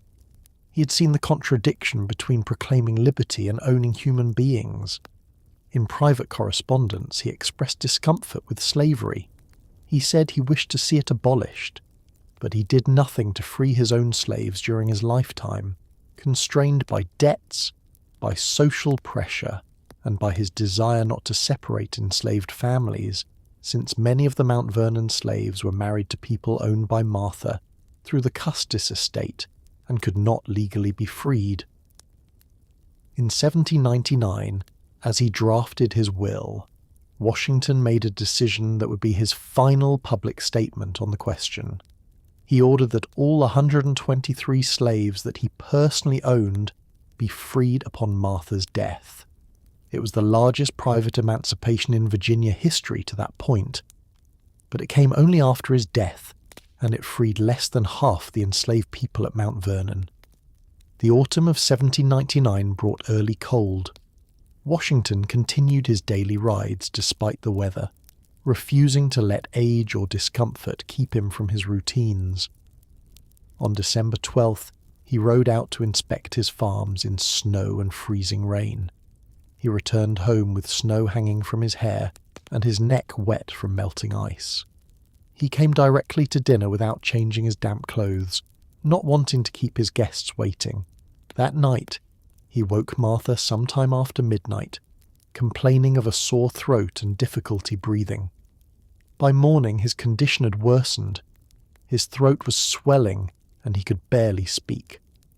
Martha wanted to send for a doctor immediately, but Washington, always concerned for others, told her to wait until morning so the servants would not have to ride out in the cold darkness. The death of the father, Dr. James Craik, Washington's personal physician and friend since the French and Indian War, arrived at Mount Vernon on the morning of December 14, 1799. What he found alarmed him. Washington's throat was severely swollen. He could barely breathe, barely swallow, barely speak. The former president was suffocating. 2 other physicians were summoned, Dr. Gustavus Brown and Dr. Elisha Dick. They consulted, examined Washington, and prescribed the standard treatments of the era. They blistered his throat with hot irons to draw out inflammation. They gave him purgatives to clear his system, and most significantly, they bled him. Bloodletting was considered essential medical practice in 1799. The theory was that draining blood would reduce inflammation and restore the body's balance of humours. Over the course of the day, the physicians removed approximately 80 ounces of Washington's blood, nearly 40% of his total volume. Modern medical analysis suggests Washington was suffering from acute bacterial epiglottitis, an infection and swelling of the tissue around the trachea.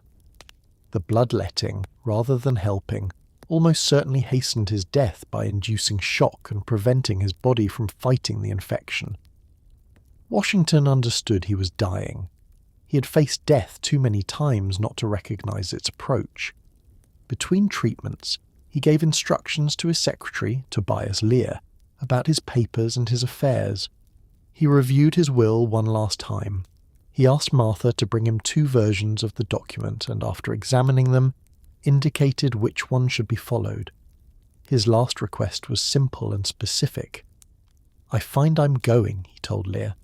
"Have me decently buried, and do not let my body be put into the vault in less than 3 days after I am dead." The fear of being buried alive was common in an age when death was not always easy to confirm. He wanted to be certain. Lear nodded and promised. Washington asked, "Do you understand me?" Lear replied that he did. Washington's final words were, "'Tis well." At approximately 10:01 p.m. on December 14, 1799, George Washington stopped breathing. His physician felt for a pulse, found none, and looked at Martha. She stood by the bed, composed, silent. She had been married to George Washington for 40 years. She had shared his triumphs and his struggles, his years of war and his years of peace. Now she was a widow. Martha Washington asked only one question. "Is he gone?" When told yes, she said simply, "All is now over. I shall soon follow him. I have no more trials to pass through." Tobias Lear closed Washington's eyes. The servants were called to prepare the body. News was sent to Alexandria, to Mount Vernon's neighbours, and to the government in Philadelphia.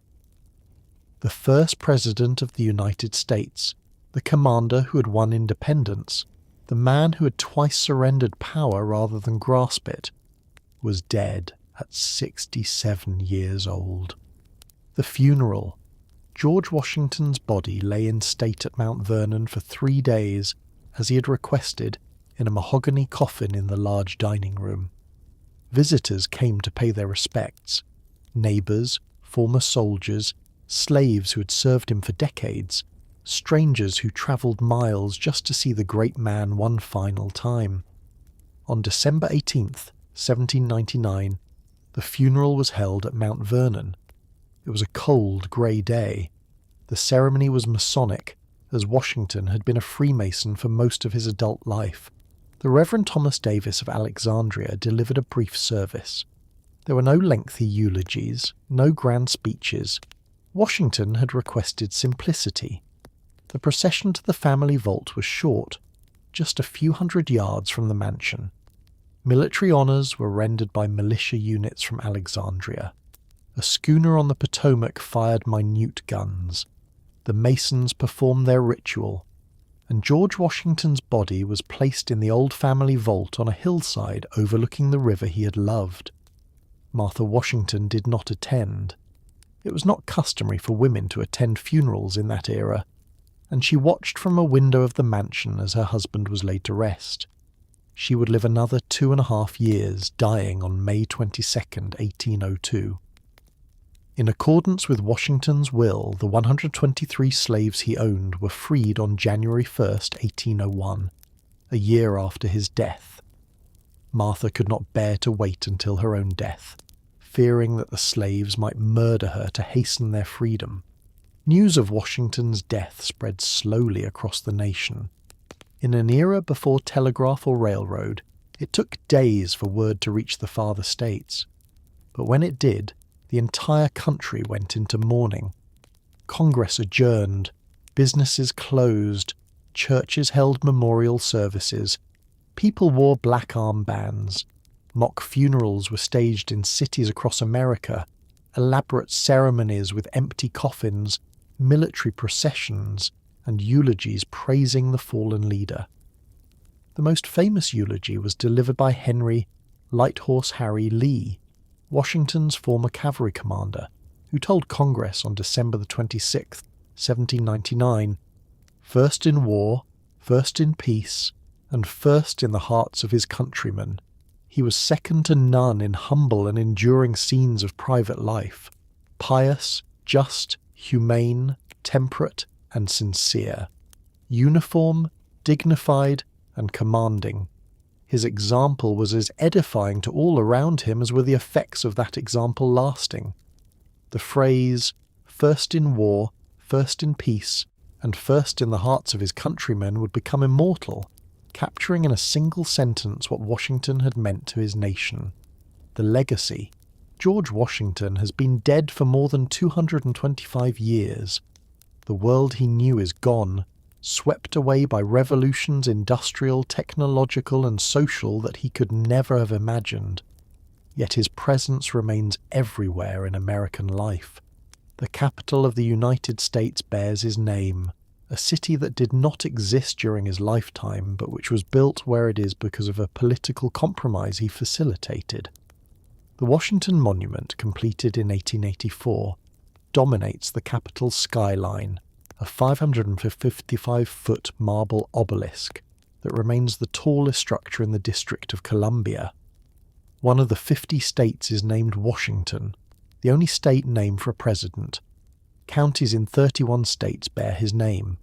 Towns and cities named Washington exist in almost every state. George Washington University, Washington University in St. Louis, the University of Washington, and countless other schools carry his name. His face appears on the $1 bill and the quarter, making him one of the most reproduced images in human history. Every time an American makes a purchase, Washington's likeness changes hands.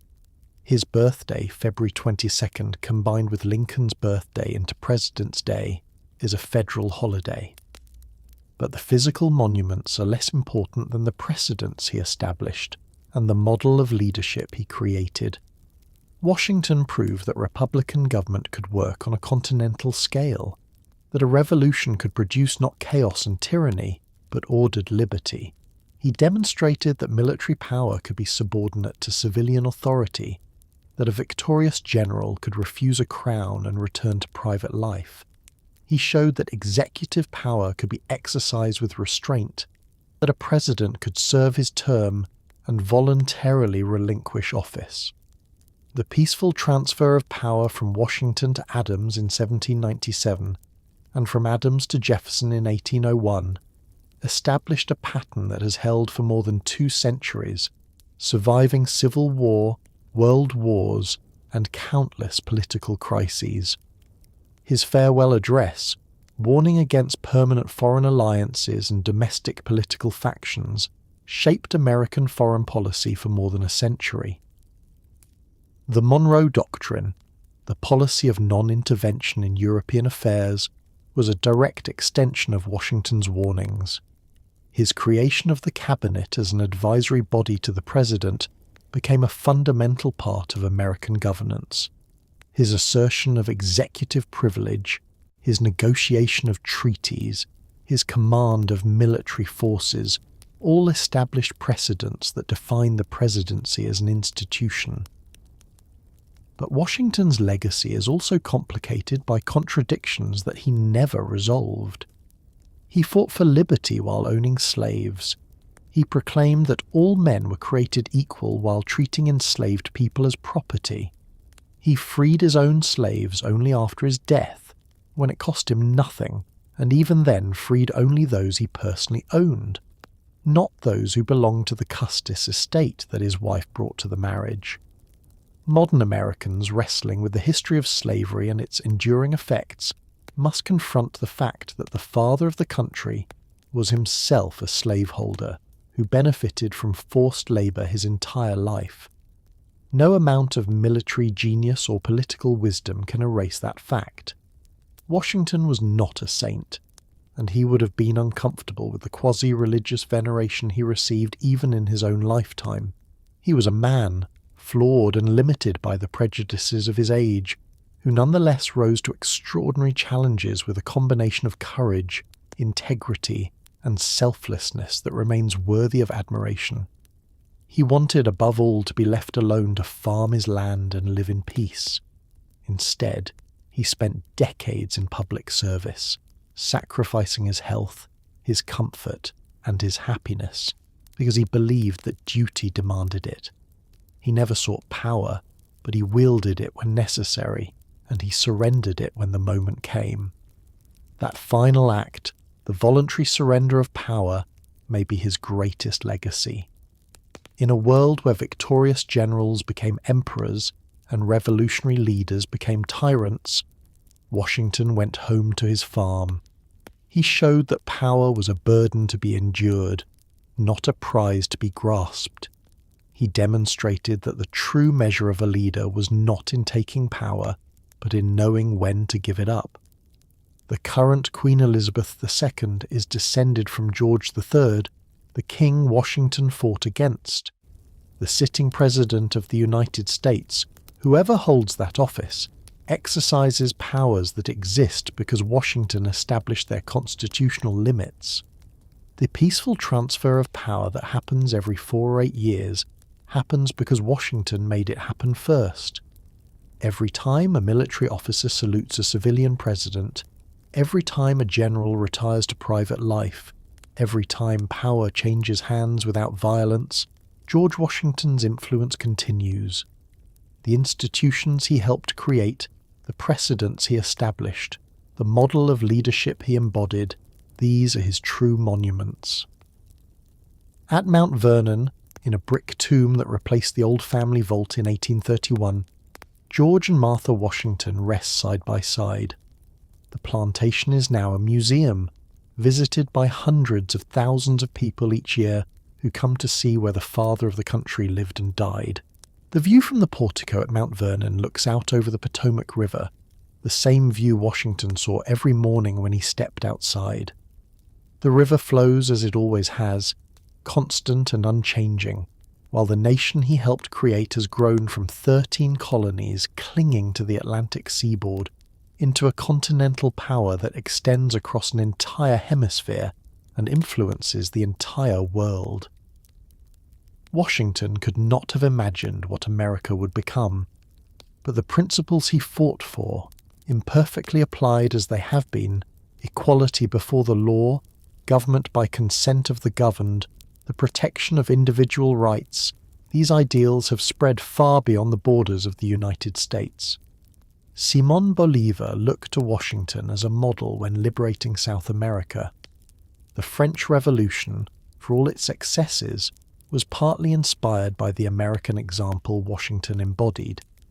Democratic movements across the world, from Europe to Asia to Africa, have drawn on the precedent that Washington helped establish, that people can govern themselves, that power belongs to the people, and that leaders serve at the people's pleasure, not by divine right.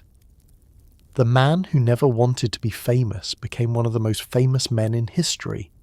The man who wanted only to farm his land became the symbol of a new kind of nation.